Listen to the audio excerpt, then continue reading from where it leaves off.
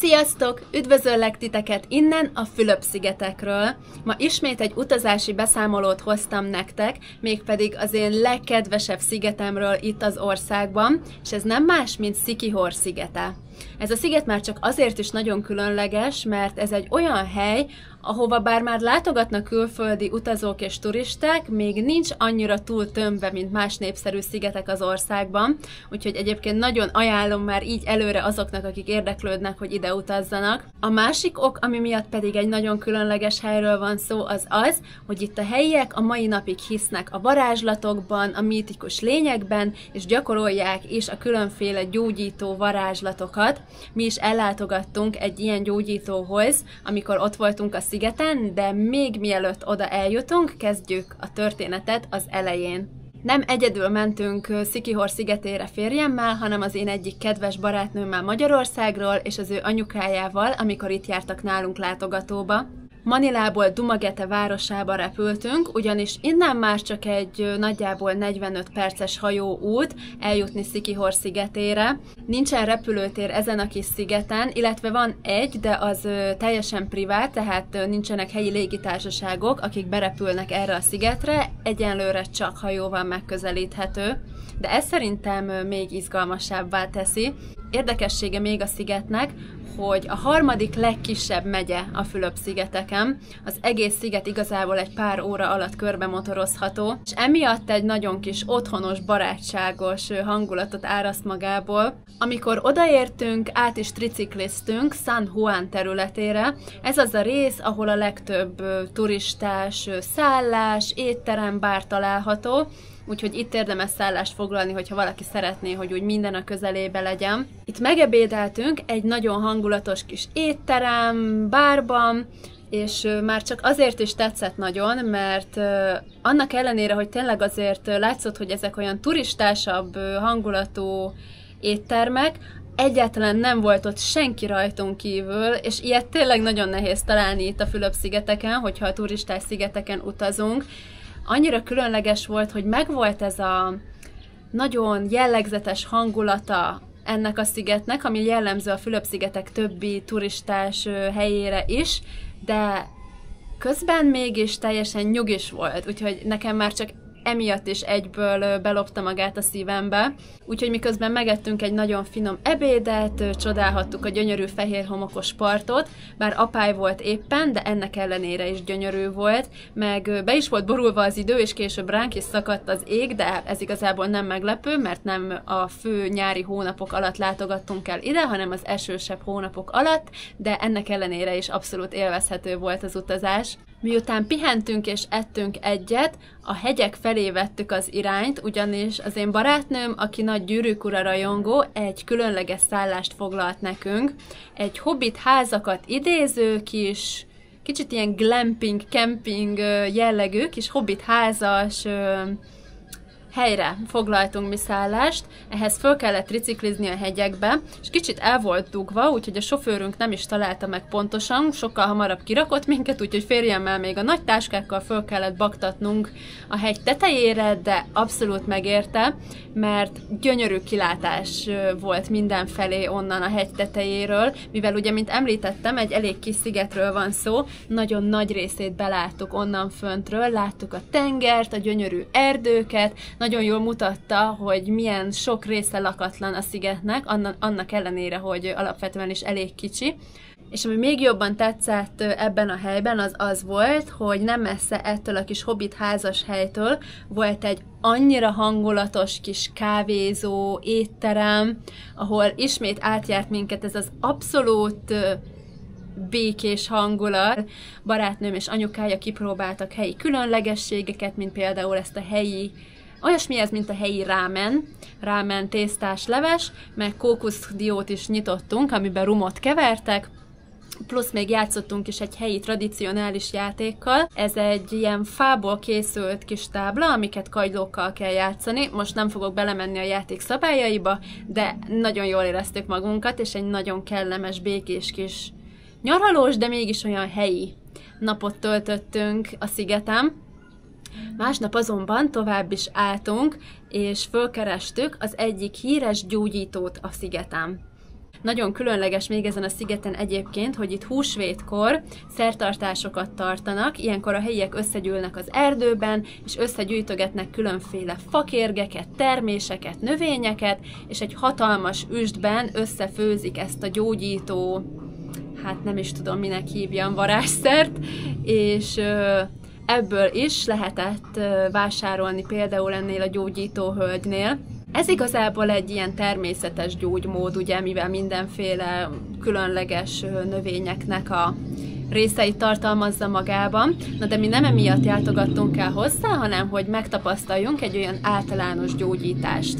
Egyébként az, hogy miféle gyógyítást kap az ember, az rajtunk múlik. Elmondhatjuk, hogy mi a panaszunk, hogy valamilyen fizikális vagy mentális problémára szeretnénk gyógyítást kapni. Mi csak egy általános gyógyítást kértünk, ami egy füst terápiából állt, és ez a szén is, amit használtak a füst terápiához, az nem akármilyen szén, hanem szintén ebből a húsvéti szertartásból származik, tehát ennek különféle erőket tulajdonítanak. Ezt a szenet rakták alánk, és betakartak minket egy ilyen kis kendővel, ami eléggé olyan fodrászosan nézett ki, de teljesen megtisztított minket ez a füst, én úgy gondolom, hogy ez volt ennek a lényege. Utána pedig a Fülöp-szigetek többi részére is jellemző, tradicionális hilot masszást kaptunk. Barátnőm és anyukája még egy védő-gyógyító amulettet is vásároltak. Ennek az amulettnek az a különlegessége, hogy olyan kókuszdióból készítik, amiken nincs rajta az a...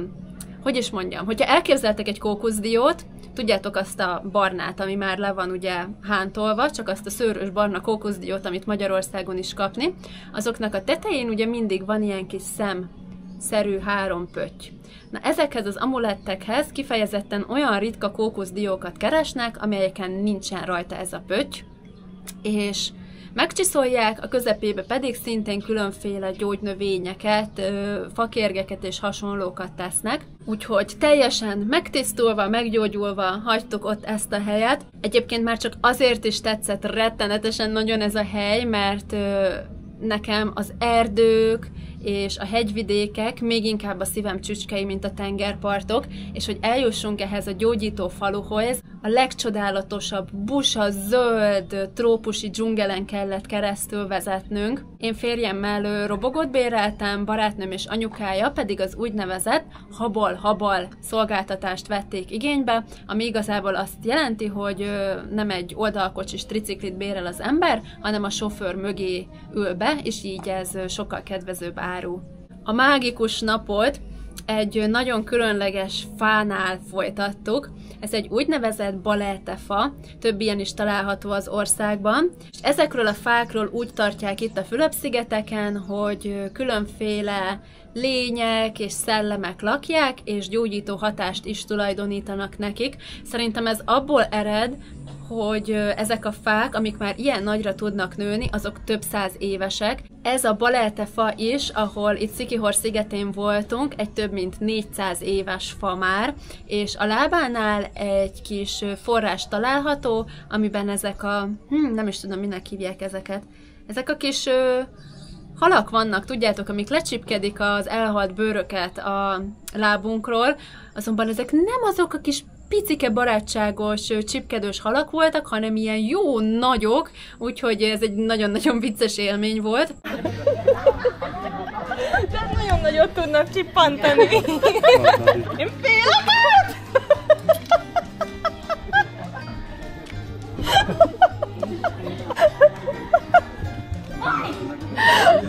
Különlegessége még a szigetnek, hogy nagyon sok varázslattal kapcsolatos szuvenírt is kapni, és emellett a baleltefa mellett beszerezhető a legtöbb ilyen, kapni mindenféle gyógynövényt, különféle szerelmi bájitalokat, vudubabákat, és mindenféle gyógyító olajokat, kencéket, nagyon-nagyon érdekes, és miután meggyógyultunk, megtisztultunk, végre a tengerpartot is meglátogattuk, a Paliton Beachre mentünk el, ami nekem azóta is a szívem csücske, én elmondhatatlanul vágyok oda-vissza, tényleg annak ellenére is, hogy inkább hegyvidék és erdőpárti vagyok, de ez a tengerpart egyszerűen elvarázsolt. Nem csak azért, mert gyönyörű volt, nagyon sok más gyönyörű tengerparton is jártam már az országban, de egyszerűen valami nagyon különleges kisugárzása volt. Ez egyébként az egész szigetre jellemző. Én nem tudom, hogy ez a mágia-e, én nem igazán hiszek ezekben nyilván, de valami van benne, mert egyszerűen elképesztően különleges hangulat volt az egész szigeten, de valamiért különösen ezen a kis tengerparton. Ez az a tengerpart szintén, ahova a helyiek és a turisták is kijönnek naplementét nézni, úgyhogy tényleg abszolút nagyon-nagyon hangulatos és csodálatos volt. Ide visszatértünk még egy másik nap is, hogy ebben a kis étteremben, amit felfedeztem, megkóstoljuk az úgynevezett Boodle Fight-ot is. Ez a Boodle Fight, ez egy helyi étkezési forma, ez volt barátnőm és anyukája első alkalma, hogy kipróbálják ezt. Ez a Boodle Fight, ez alapvetően a katonaságból ered, ugyanis a dzsungelben sokszor ugye úgy ettek a katonák, hogy csak letéptek egy banánlevelet, az volt a tányér, és arra rárakták az összes ételt, és csak úgy körbeállták, és kézzel ettek. Ezt a mai napig megtartotta a Fülöp-szigeteki kultúra, azonban ma már ez inkább a barátság, a család egységének a jelképe, úgyhogy itt nagyon népszerű, hogy baráti körök vagy családok ilyen étkezési formát rendelnek, hogy egy hatalmas banánlevélre van kitálalva a rizs, a különböző húsok, zöldségek, tengeri kütyük, és úgy szabad rablásos módon mindenki kézzel csipeget belőle, úgyhogy ez egy nagyon klassz élmény volt számomra is, persze én már nagyon sokszor ettem így, de barátnőméknek is, és itt új barátokat is szereztünk, ugye, akikkel ott együtt csipegettünk. És ezzel zártuk a második esténket Siquijor gyönyörű szigetén. Másnap pedig Siquijor egyik legnépszerűbb állomására látogattunk el, a Cambu Gáhaj vízeséshez. Ez az a hely, ami azért tényleg turistás. Tehát ez az a vízesés, ahova, ha bárki jön Siquijorra, oda tuti, hogy el fog látogatni, úgyhogy tömöttebb volt, mint a sziget más részei, de abszolút megérte, és abszolút nem bántam meg, mert ilyen gyönyörű vízesést én nem hiszem, hogy láttam még máshol, pedig nagyon soknál jártam már itt a Fülöp-szigeteken. Amikor leértünk a lépcsőn, egy olyan gyönyörű látvány fogadott, tényleg ez a szinte természetellenes, medence színű kék víz, és ha ez nem lenne elég, nem is csak egy kis részről van szó, hanem ez egy több emeletes vízesés, sőt, még végig is sétáltunk ott a folyó mentén, ahol már nyugisabb részeket is találtunk. Eszméletlenül gyönyörű volt az egész. Itt föl is szereltek több ilyen kis tarzanos, indás kötelet, 50 pezóért korlátlanul lehet ugrabugrálni a vízbe, ezt barátnőm meg is tette.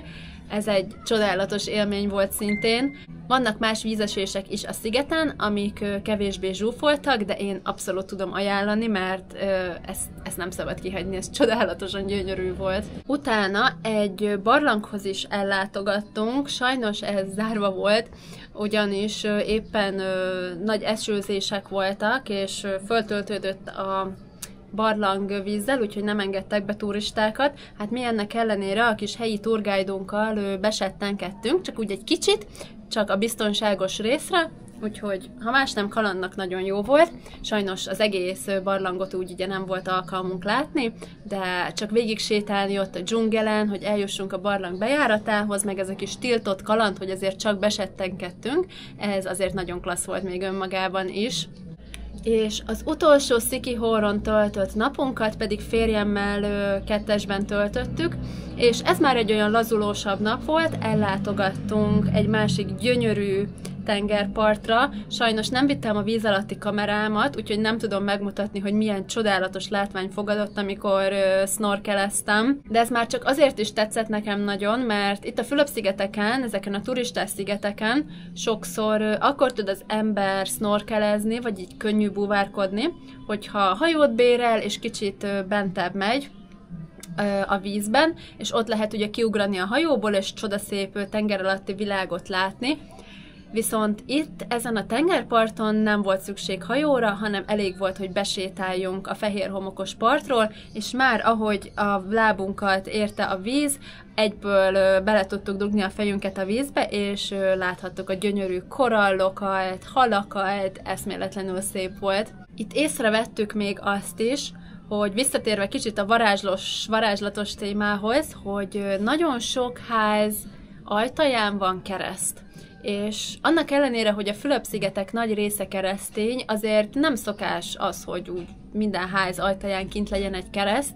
Itt, mint kiderült, ez azért van, mert ugye tényleg nagyon hisznek ezekben a mítikus dolgokban, és a kereszttel ugye távol tartják a gonosz energiákat, vagy a gonoszabbféle mítikus lényeket is, úgy gondolom.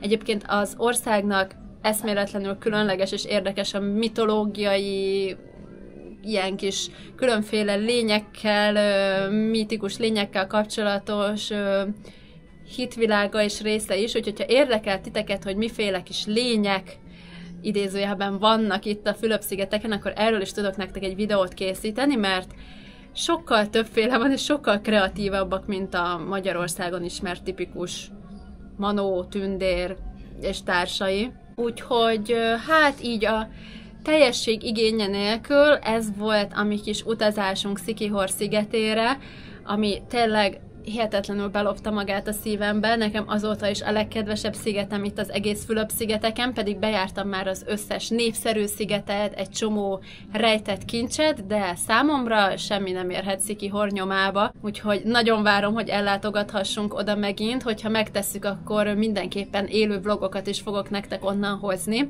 De ebbe a videóba én most ennyit gondoltam elmesélni, nagyon remélem, hogy tetszett, és hogy érdekesnek találtátok. Köszönöm, hogy velem tartottatok, és hamarosan megint találkozunk. Sziasztok!